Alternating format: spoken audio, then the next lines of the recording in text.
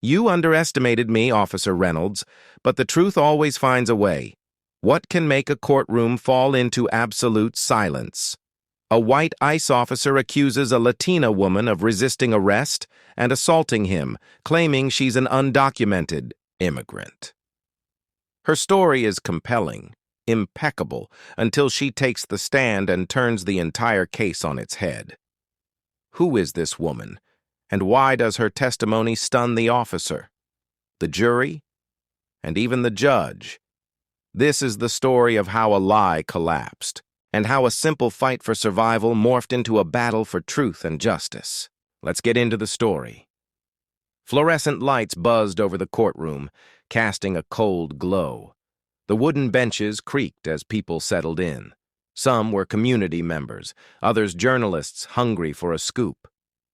The tension in the air was stifling, thick with curiosity and silent judgment.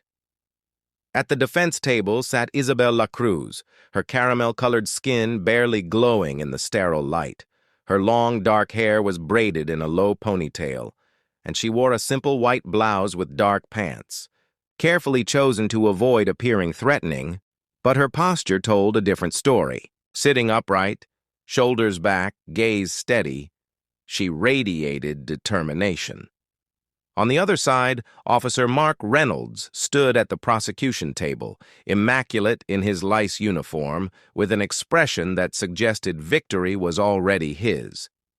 Years of unchecked authority had taught him one thing. People like Isabella didn't stand a chance. The bailiff called for order, and Judge Robert Hansen entered, a middle-aged white man with strong features and a look weary from cases he'd rather forget. "The state versus Isabella Cruz," the bailiff announced. Isabella was unfazed. The prosecutor stood up and said, "Your Honor, we are here today because this woman resisted lawful arrest and assaulted a federal officer. She refused to show her identification and posed a flight risk. Officer Reynolds acted within his authority." Isabella's attorney, Sophia Morales, shifted nervously in her seat. Fresh out of law school, this was her first high-profile case. She looked to Isabella for some comfort, but her eyes remained fixed on the judge. Impenetrable. Reynolds took the stand with a haughty smile, brimming with confidence. "I approached the defendant in front of a grocery store. I saw her acting suspiciously. When I asked for her identification, she refused and became aggressive. She grabbed my arm and tried to run away." Murmurs and sighs could be heard in the courtroom. Isabella remained motionless with a serene expression. The judge raised an eyebrow, but didn't comment. At that moment, it seemed the scales of justice had already tipped. But Isabella knew better. The prosecutor's voice boomed. "Officer Reynolds, would you say the defendant posed a threat to public safety?" Without hesitation, Reynolds answered, "Absolutely." He was hostile and uncooperative. I feared for my safety. His words hung in the air, firm and condemning.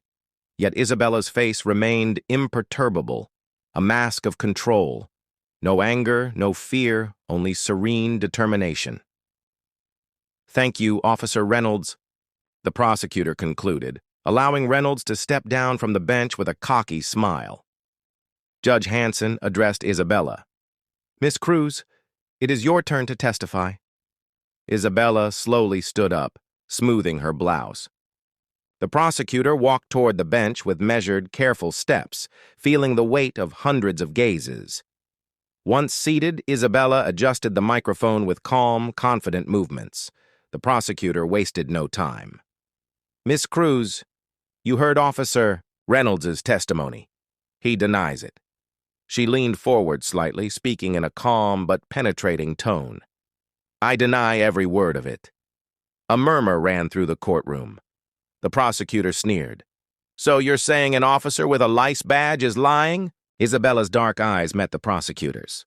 "All I'm saying is that your version of the truth is convenient." More sighs were heard. The judge banged his gavel. "Order in the courtroom." Sophia leaned forward and whispered with concern, "Isabella, we need something else."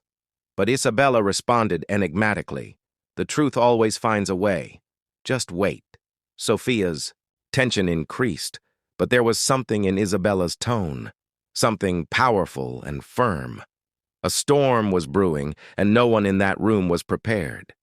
The room filled with whispers again, as Isabella's brave words floated through the air. Even Judge Hanson looked surprised for a moment before regaining his composure. The prosecutor approached the bench again and asked, "Miss Cruz, if Officer Reynolds is lying, what really happened that day?" Isabella's fingers gently gripped the edge of the bench until her knuckles turned white. Although her face remained serene, she took a deep, controlled breath before answering. She was leaving the grocery store. She began in a firm voice. "I bought a few things: milk, bread, coffee. I was texting my sister when Officer Reynolds approached me.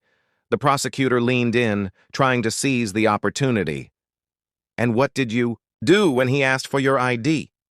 "I asked why he needed it," Isabella answered. "I wasn't loitering, I wasn't bothering anyone. I was just outside checking my phone." The prosecutor's mouth twisted into a smile. "And when did you decide you were an undocumented immigrant?" Isabella clenched her jaw. "He didn't suspect it. He decided it based on how I looked." A wave of tension rippled through the courtroom. He grabbed my arm before I could even take out my wallet. He continued in a calm but firm voice. I told him he was making a mistake, and he didn't care. At the prosecution table, Officer Reynolds looked uneasy. For the first time, a crack appeared in his arrogant facade. The prosecutor, visibly shaken, tried to regain control of the narrative. "Miss Cruz, did you resist when he tried to stop you? I told him to let me go. I didn't push him. I didn't run. But he twisted my arm and slammed me against the patrol car." Gasps and sighs rang out in the courtroom. The judge banged his gavel, order. But the murmurs didn't stop. Reynolds' attorney looked at him nervously, while the officer tried to maintain his composure. And then Isabella delivered the final blow. "He told me," she declared in a firm voice, "people like you don't belong in this place." The courtroom erupted in whispers. The judge banged harder. Order. Sophia, her eyes wide, leaned toward Isabella and whispered, "Do you have proof of that?" "Right." Isabella looked at her calmly. "Not yet, but I'll have them." Sophia's aunt's heart pounded. What was Isabella hiding? One thing was certain. Reynolds's carefully constructed lies were beginning to music unravel.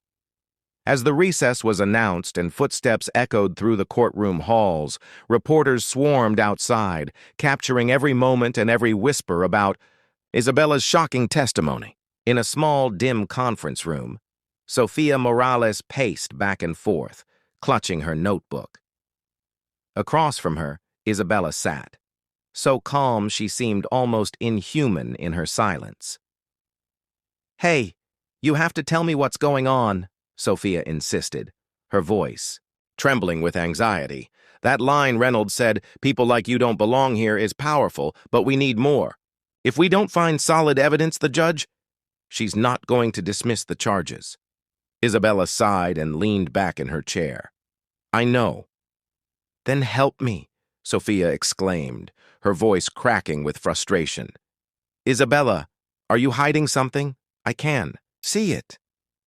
Isabella's eyes softened, and a flicker of something appeared in them, pain or strength. Finally, she spoke softly. "I've been through worse than this." Sophia stopped dead in her tracks. "What do you mean?" Isabella reached into her bag and pulled out a worn leather folder. She slid it across the table to Sophia. "Open it." With trembling hands, Sophia opened it. Inside, she found official documents, service records with decorations, medals, and photographs. The air left her lungs. "You're a Navy SEAL, Lieutenant Commander," Isabella confirmed. 15 years. "I retired last year." Sophia's mind was spinning. "Why didn't you tell me sooner? I should have finished this case today." Isabella shook her head. If she had revealed it from the beginning, Reynolds would have found a way to cover himself up. I needed him to feel safe, so he would continue lying. Sophia slumped in her chair, feeling the weight of that revelation. You risked everything. I've risked my life for this country more times than I can count, Isabella said quietly but firmly. But people like Reynolds don't see that. They only see the color of my skin, my last name, and they assume the worst.